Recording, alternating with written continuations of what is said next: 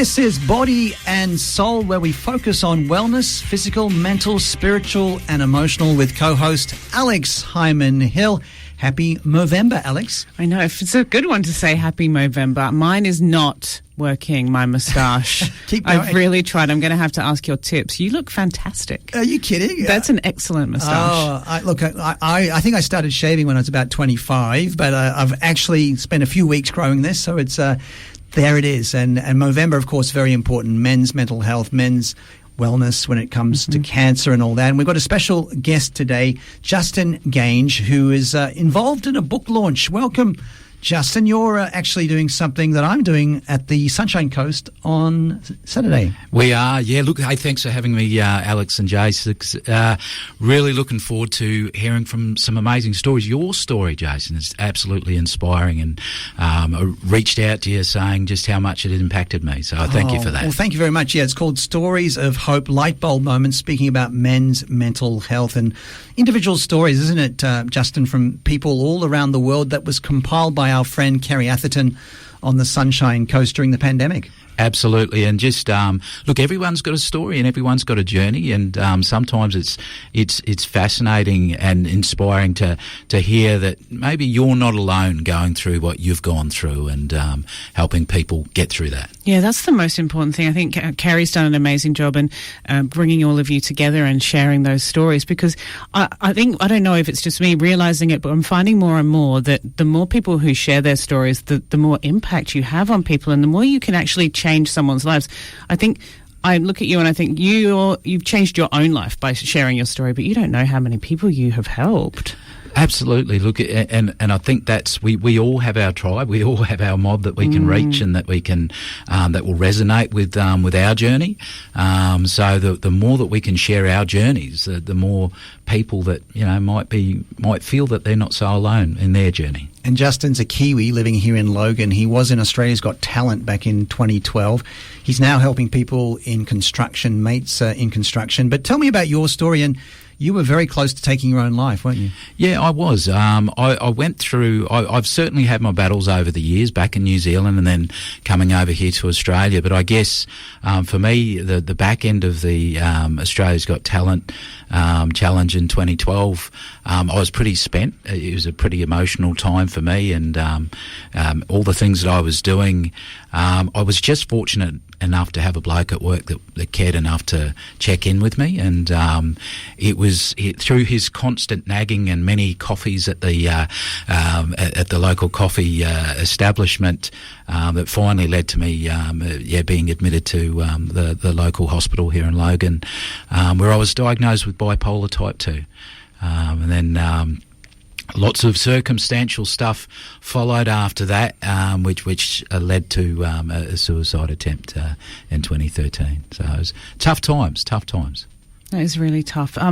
Was there any kind of, just reading through your story and learning about getting the diagnosis, was there any relief in finding a diagnosis and finding what was, in very, very big quotation marks, wrong? Yeah, absolutely. It was almost like, as I said, I battled this since a teenager, very early on in my life, and so to finally have, hey, here's some chemical reasons, and here's some things that you can do with that. And so it was a really big starting point for me. I think a relief that, I'm not just, I don't know, I had no answers, but that was kind of like an answer for me, and the start to some very important decisions that I had to make about how I looked after my own well-being. And Justin, it's your stories in Stories of Hope Book 2, which is available, and we're involved with the Book 3 launch this Saturday. But just tell us a bit more of the background of your suicide attempt. I think your wife was the one that knew where you'd be. Yeah, look, it's... I don't bandy the miracle word, but it certainly was one of those things. I honestly did not want anyone to find me, and so I travelled an hour south of where we lived and just sent a farewell message to everyone. But my wife, when she got the message, my boss, he said, "No, we got to call the police." But she had that whatever it was, the sixth sense, woman's instinct, you name it, she had it, and she said, no, I want to check one place, and she got our friend headed down south, and the first car park they pulled into, they found me, and she was telling me the story the other night. She said, I had the VIN number of the car, I had this and that, and she was like, she was driven, and she says, I don't know why, it was just something that I felt I needed to do, and that miraculous moment, they got to me in time, and just incredible. I'm so grateful. I wasn't at the time, I was pretty cranky, but they, post that event, I've got two beautiful teenage daughters, one finishing up school this year, and if she hadn't have trusted her gut instinct, then I wouldn't be here to witness my oldest celebrating year 12. Oh, I can imagine you would have been pretty cranky though as well when they found you and when they kind of tried to stop what you had decided was, it was your decision. You decided this was the end. What would you say, I guess, to people who are seeing someone else go through, maybe from the outside, and not being able to reach them? Because it is hard to know when to push and when to say, I can see you're struggling, but what's your best advice for someone who can see someone else struggling? How can they help? Yeah, look, I always remember my mum and dad's advice when I was going through my dramas as a kid. They said, we didn't know what to do, someone just kept loving you. And sometimes, even when my boss kept taking me out for coffees, I won't say it a typical bloke because I feel we're changing, but, I'm all right, mate, nah. But every time he kept checking in with me, it gave me a little seed of hope that someone gave a rip. There's at the very least to know that you're not alone. There's someone out there that notices. There's someone out there that cares enough to have a conversation. So if you are the loved one of someone worried about someone you care about and you can see they're struggling, just keep turning up, keep loving them, keep letting them know you notice the things that they're doing or the things that they're saying that aren't like them, and that you care enough to have this conversation, and that there are avenues to get someone to help.